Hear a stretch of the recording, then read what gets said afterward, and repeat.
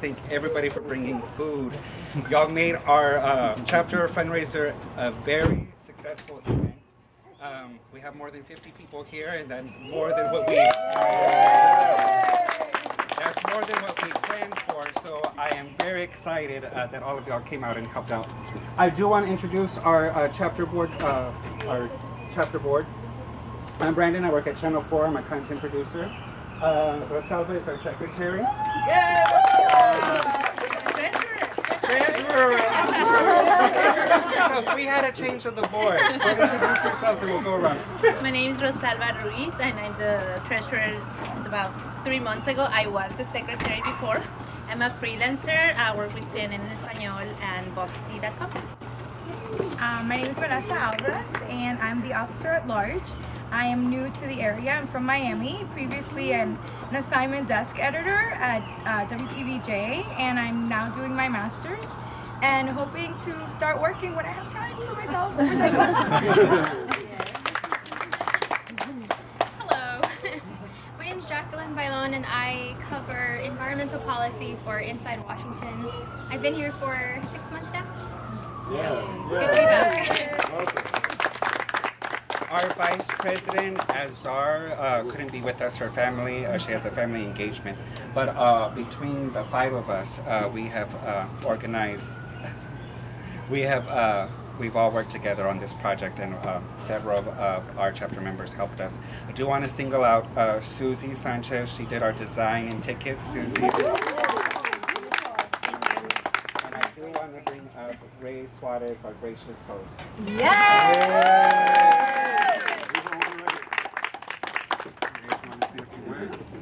Well, this event only exists because of Brandon and the board.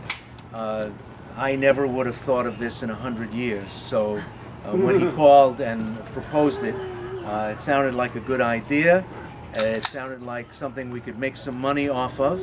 So I hope you've all paid for your ticket. If you haven't, you know who you are. And I just hope that this is the beginning at a very perilous time in the life of the news business, and probably a perilous time in a lot of your careers.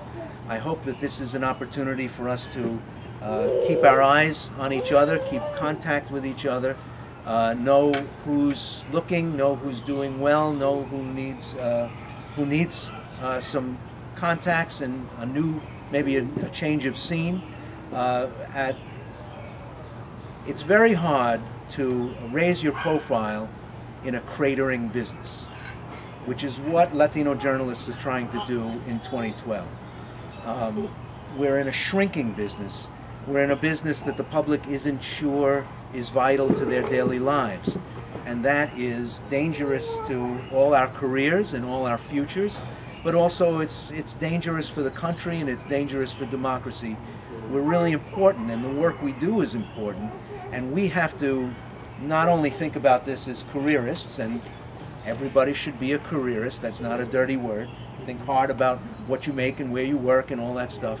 But we also have to think about the bigger game, which is talking to a country that needs news like it needs oxygen, needs news like it needs water and food to live. And we are doing vital work, underappreciated work, and if I could give you a meal in my backyard, that's the least I could do. But also, you know, if there are people here that you don't know well, people here who are your generational peers, who find out where they're working, find out what they're up to, when you have an opening, think about them. Use this as an opportunity for not only a good social time, and it is lovely to have you all here, but also use it as a way for us to keep an eye on each other, and then I'll happily clean up after you. You know, the work will have been all worthwhile. So please, a great hand for Brandon and the board, because they made tonight happen. I want to thank Ray and his wife Carol. They have been amazing. And when I first had asked Ray if we could have a fundraiser at his house. I did tell him we're only going to have 20 or 25 people.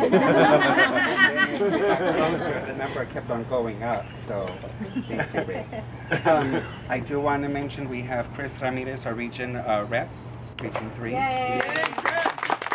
You should tell his story later, how he got here. We also have our national president, Michelle Salcedo from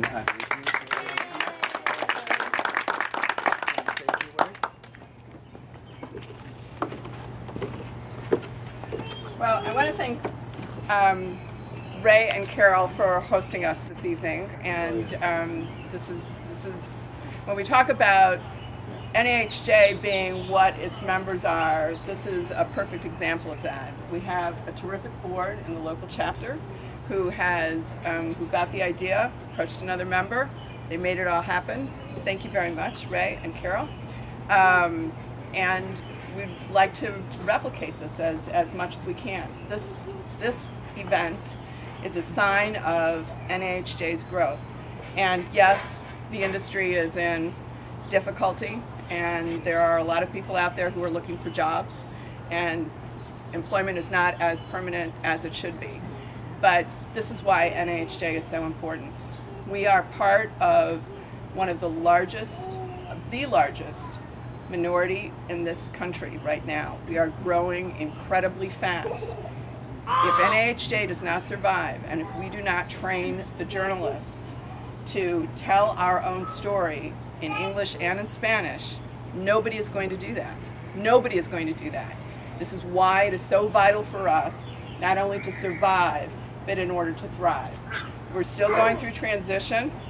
It's certainly rock and rolling it out there, but we are going to come out of this on the other side, and we're going to be strong. We're in the process of elections. We have more people running this time than ever before. There are lots of choices. I would encourage you to encourage people to join us and to listen to the candidates. They're going to be making speeches, and they're going to be running. Chris is running for secretary, for example. He's stepping up from Region 3, and we want to see more of that. We want to train our own leadership. We want to cultivate our own leadership so that we have a national board that is very, very strong, that knows how to raise money, that can put us back on strong financial footing, and can lead us into this brave new world and get our people trained and get them the jobs that they so richly deserve. And apart from that, to be able to tell our story. So thank you all very much for coming. Thank you, Brandon. Thank you, board, for organizing this. Thank you, Ray. Thank you, Carol. We really appreciate all that you've done. It's another step in the right direction, and paso por paso, we'll get there. Thank you. I also want to thank Felix Contreras from NPR and his band. They're playing for us. I also want to acknowledge Ana Lopez, the interim director of NHJ. Grocery shopping on Fridays. We went to 3 stores with a credit card. It was amazing. Yes. Everything's paid for. We're good. There is somebody very special that I want to acknowledge, and one of our founding members of NHJ, and that's Charlie Erickson. No, he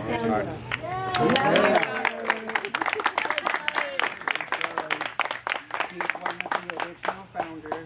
Also one of the original founders of our chapter, and we are our chapter board. We've decided to create the Charlie Erickson Journalism Fund that will help increase next year, starting next year, with the living expenses. So part of the money from today will go to that fund, and part of it will go to our chapter. So Charlie Erickson, thank you for starting NHJ, and thank you for being here.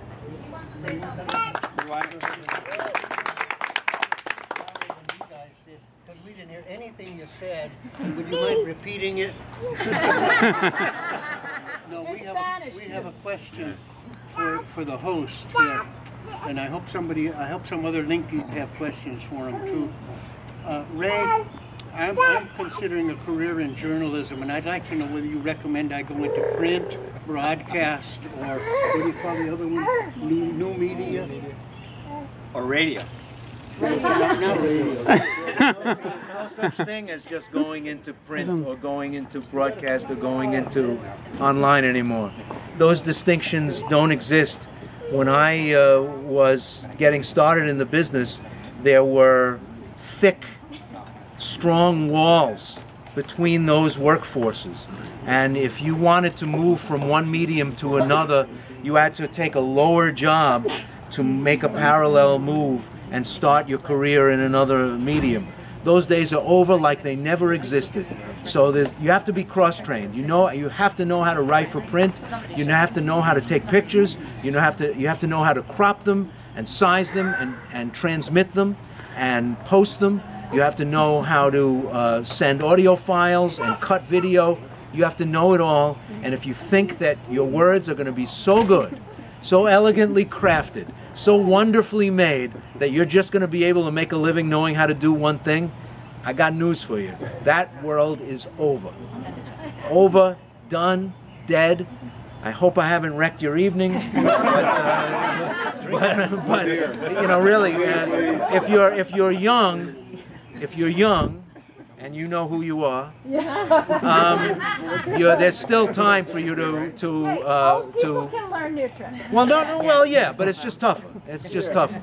I'm glad that I have people to do things for me. Being old, they actually hire people to do things for me. Wow. But I don't. But if I was just starting, there's no way that I could imagine basing my career just on being able to do one thing, because all the properties, as our friend Juan Gonzalez has been railing at us for decades now, are all cross-owned. Everybody owns everything else, and if they hire you, they want to know that you can do all those other things. So the idea that you're just going to say, hey, here are my clips, they're terrific, hire me to be a words person, I don't think so. And not if you want to be employed all the time. Yeah. So, you know, I be good at as much. Obviously, there are things you're going to be better at than other things. There's nobody who can shoot video and edit and write and voice and do them all equally well. Some people do them all equally badly, but that's another. But so there are going to be strengths and things that you do less well, but you have to know how to do them, especially now when there are too many people who want to do this kind of work for the number of jobs that are available. So walking into a potential employer and saying, I just want to do this thing that I like, this thing that I'm good at, I don't think that's a great recipe for success.